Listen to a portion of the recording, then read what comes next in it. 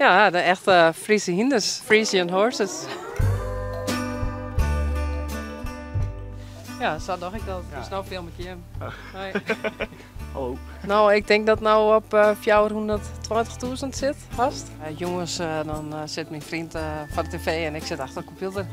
Dus dan probeer ik video's te editen. Ik zeg het echt als een real life soap voor de hinders. Probeer ik gewoon zien te laten hoe het is. En dat is wat de mensen graag zien willen. Hey Saly. Het is verdeeld door de hele wereld. Het is 4% Nederland en 40% Amerika en de rest verdeeld door de hele wereld. Van Zimmer weer een man die wie ernstig ziek en zijn laatste wens weer om hier nog een keer langs te komen.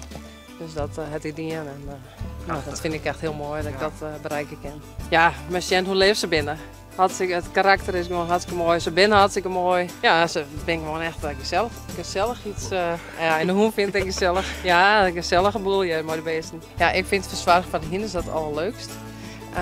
Maar mijn lichaam die let er net altijd aan om fysiek altijd werk te doen. En zo heb ik dus een periode